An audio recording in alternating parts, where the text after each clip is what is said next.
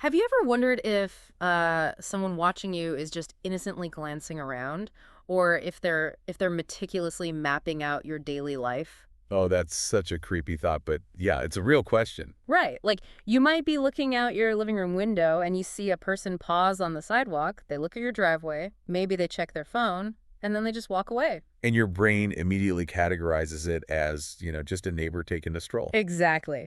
But there is a very real possibility that you are watching a targeted intelligence gathering operation. Yeah, we have this, it's a psychological bias, really. We assume public spaces are just filled with random, benign human movement. Which we kind of have to do, right? Oh, absolutely. It's a necessary filter so we don't walk around in a constant state of paranoia. Yeah. But when you apply a rigorous analytical framework to those micro behaviors, the illusion of randomness just drops away. It totally vanishes. Yeah, what looks like a casual glance is, well, it's often highly structured, calculated surveillance. Which brings us to the core of today's deep dive. We have our hands on two highly detailed sources today. These are the Security Activity and Behavioral Monitoring Analysis reports generated in the year 2026. And this isn't just a quick snapshot or some theoretical model. No, not at all. This is a longitudinal study. It's tracking pre-operational surveillance over a multi-month span, specifically from periods they designate as T1 through T6. Right, which covers the window of February through early July of 2026.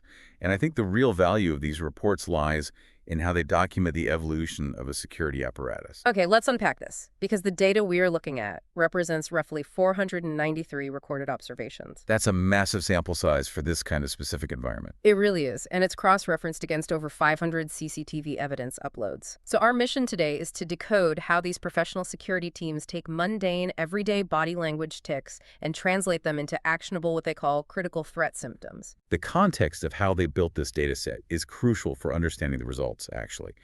Because in phase one, or T1, the security team was essentially relying on standard incident logging. Like just writing down notes. Basically, yeah. Mm. A guard writing down a narrative description of something they felt was suspicious. But by phase 6, they had abandoned those subjective narratives entirely. They went purely data-driven. Exactly. They built a strict behavioral correlation framework driven by a concept called occupancy testing pattern analytics. Which, pulling from the text, essentially means these actors aren't just looking at the architecture of a property, they are actively probing the environment to figure out if residents are home. Which is terrifying, but yes. Over 84% of the categorized profiles in the dataset point to this specific intent. They are auditing room activation rhythms. Mapping out lighting schedules, right? Yeah, and testing how the internal security mechanisms respond to external stimuli. Well, to understand the mechanics of how they test that occupancy, we first have to map the geography of the surveillance, like where are they actually looking? Right, the spatial data. Yeah, it highlights that threat actors are incredibly efficient with their focus. They don't just wander aimlessly. The access point metrics make that glaringly obvious. Throughout all 6 iterations of the study, the primary vehicle gate is the undisputed hotspot. It's the absolute center of attention. Yeah, like in the T5 dataset, it was the target of 89% of the observed surveillance. And even as the security posture shifted in T6, it still dominated at 77.8%. The data reflects a fundamental rule of physical penetration. Threat actors prioritize the paths of least resistance. The weakest link. Exactly. After the vehicle gates, their attention distributes to secondary entry gates, seeing between 44%, 50% focus, and then the side compound walls, which are mapping between 18% and 40%. It makes perfect sense if you view a modern residential compound like a fortified structure. The vehicle gate is essentially the main artery of a castle. That's a great way to look at it. Right. It is the widest breach point of the perimeter. It requires mechanical delays to open and close, and it necessitates authorization protocols. So it naturally creates a bottleneck. Exactly, a bottleneck where vulnerabilities are just the most exposed. So of course the scouts are going to gather there. If we connect this to the bigger picture, the timing of this surveillance is just as deliberate as the geography. The temporal windows, yeah. Right. The activity spikes during very specific, predictable windows. The most prominent is the 07.00 to 10.00 morning block. Which the analysts actually label as routine foot traffic audits. Yep. Think about your own street or neighborhood at like 7:30 in the morning. It is inherently chaotic. You have people walking dogs, delivery vehicles, navigating narrow streets, residents leaving for work. School buses, landscapers. All of it. That chaos provides an incredible layer of camouflage for an actor to just blend into the baseline environment. And following that morning window, the system flags a massive spike between 15:0 and 17:000. This is characterized by mid-afternoon posture They're changes. like 3 p.m. to 5 p.m. Right. The environmental baseline shifts again. Landscaping crews are finishing up, service workers are departing, and you have a totally different set of delivery logistics. And the threat actors use these transitional periods to see how the security apparatus handles the friction of changing shifts. Exactly. They're looking for gaps during the handoffs. Then we see the 17.0 to 19.00 block, and crucially, the 19.000 window. That evening window, that's when the ambient light drops, making it incredibly easy to monitor those occupancy shifts from the street. Because you can just watch the houses. Yeah, simply by watching the sequence of windows lighting up across a property. It's almost this quiet 24-hour siege mentality. But this is where the analytical framework really gets put to the test. How so? Well, the report lists high-frequency pre-crime indicators, things like asset inventory taking, which is present in up to 86.4% of incidents, and staring into windows hitting over 81% in the T6 period. Ah, right. It creates a significant threshold problem for the analysts. Because observing your surroundings is just a fundamental human trait. Like, if I walk past a house with striking architecture or maybe a high-end vehicle visible in the driveway, my natural instinct is to look at it. Sure, anyone would. And the authors themselves acknowledge this limitation. They note that behaviors like slowing down near a gate or making brief stops are often completely benign. So how do they tell the difference? What's fascinating here is how the T6 monitoring framework solves that threshold problem. They introduce a classification labeled Factor 12 and 16. Factor 12 and 16. Right. Movement anomalies and body language. In this system, a factor isn't just a subjective feeling from a guard. It is a logged physiological deviation from a baseline transit path. Meaning they aren't just flagging a casual glance. No, the system is flagging the mechanical nature of the gaze. The report specifically details horizontal eye movement scanning, which was present in nearly 90% of the subjects in the later dataset. 90%, that's huge. It is. It's like a copy machine scanner effect. When you look at a nice house, your eyes dart organically to aesthetically pleasing elements, the front door, a nice window. You're taking in the vibe. Right. But these subjects are using a deliberate, sweeping cognitive effort to track straight across wall lines, structural joints, and security boundaries.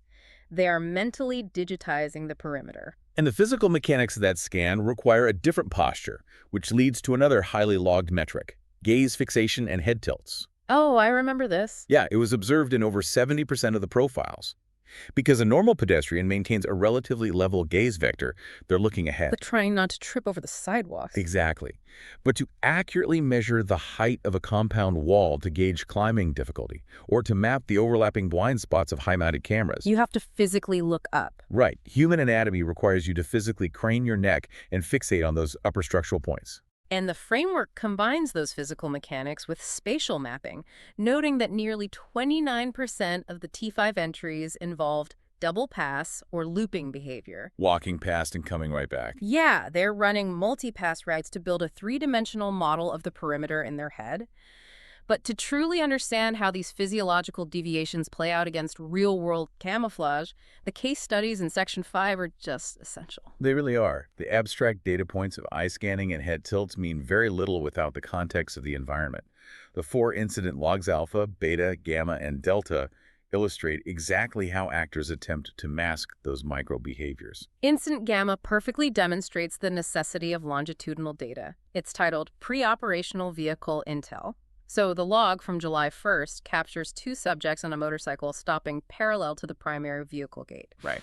The writer initiates a classic fake breakdown. He opens the fuel tank, physically shakes the bike, and puts his ear to the frame, simulating engine trouble as a pretext to loiter. All while both subjects are utilizing that horizontal ocular scanning across the property lines. Sweeping the boundaries while pretending to listen to the engine. Yeah, they even deployed an unidentified plastic bag, abandoning it and fleeing the moment another vehicle approached the gate and broke their cover. See, if a human guard is just watching that on a monitor in real time, it might just register as a nuisance, a guy with a broken down bike. Yeah.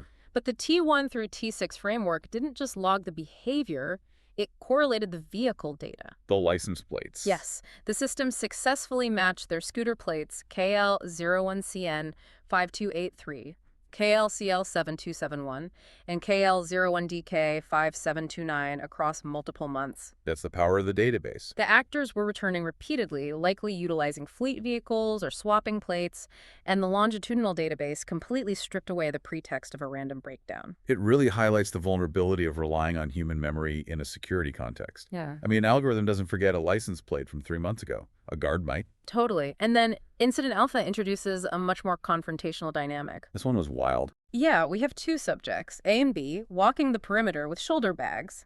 They maintain strict forward-facing postures, but their eyes are locked on the internal parked vehicles for extended intervals. The horizontal scanning again. Exactly. Then, when an automated motion sensor light triggers, Subject B executes an inverted pointing finger gesture. And on a subsequent pass, when the light hits them again, it escalates to a downward two-finger gun symbol. Just staring right back. That tactical hand signaling reveals a brazen acknowledgement of the countermeasures. They are actively communicating to the security apparatus that the surveillance is mutual. We see you seeing us. Which escalated shortly after. The system captured Subject A manually masking their face with their hand while passing the gate and simultaneously shifting their shoulder bag to a hand carry position at the exact moment they crossed the tactical boundary points. Using the bag to block the camera. Yeah. The bag shift acts as a physical occlusion, breaking the camera's line of sight to their waistline or hands. But of all the field reports, Incident Delta showcases the most extreme psychological camouflage. Here's where it gets really interesting. Individual A utilizes a 6-month-old infant as cover.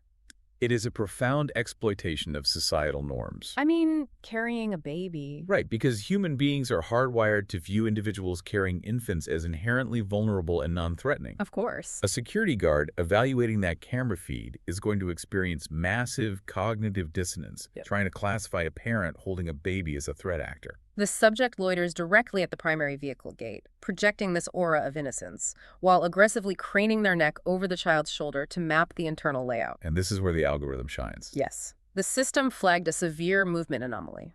When the baby naturally shifted its head and blocked the subject's line of sight, the actor performed a highly unnatural, abrupt U-turn simply to retrace their steps and reestablish the visual vector. The algorithm didn't care about the baby. Not at all. It only cared about the mathematical deviation in the subject's walking path. Why did this person just spin around in a tight circle? That reliance on psychological blind spots is a recurring theme, though. Incident Beta documents a similar strategy, where an actor utilized a jogging pretext to operate during the 05.25 to 05.45 a.m. window. Which perfectly aligns with the morning foot traffic audit block we talked about, specifically during newspaper deliveries. Yeah, the early morning chaos. And the physical exertion of jogging provides a socially acceptable reason to be looking closely at driveways, breathing heavily, or, altering your pace. It's the perfect cover. But the system logged that when residents unexpectedly spotted the subject at 7:33 a.m. on a subsequent day, the actor employed a forceful hand-to-eye gesture, throwing their hand up to mask their face while rapidly scanning the glass boundaries. That active tactical masking is the ultimate confirmation of intent. It proves the actor knows they are operating in a non-permissive environment and understands the exact angles of the optical sensors. Which forces the security architecture to evolve. I mean, identifying the threat is only the first half of the equation, right? Right. What do they actually do about it? Well, the Standard Security Action Plan, detailed in the report, outlines a purely data-driven response to these tactics. The immediate priority they list is maintaining the integrity of the longitudinal tracking. They mandate 100% preservation of high-definition CCTV video clips and snapshot evidence. Because the framework only works if it can cross-reference an event today with an event from T1. Exactly. And it seems to be working. The report boasts a 92.6% success rate in matching current log actions to historical data. It effectively eliminates the ability of an actor to treat the property as a blank slate. And alongside routing the spatial temporal pattern tables and recurring vehicle plates to specialized law enforcement, the countermeasures actually address the physical environment itself.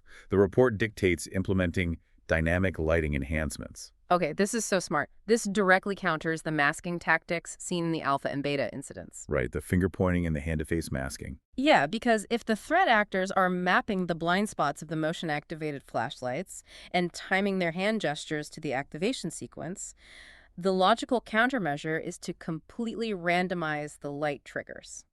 By removing the predictability, you eliminate the actor's ability to pre-plan their physical concealment. They don't know when the light is going to hit them. Building on that, the physical cameras undergo parameter adjustments too, specifically increasing the frame capture rates.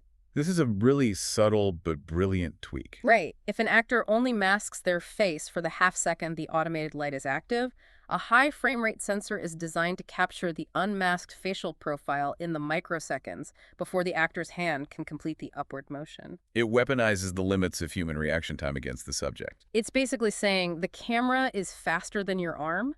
The system also overhauls the deployment of physical assets.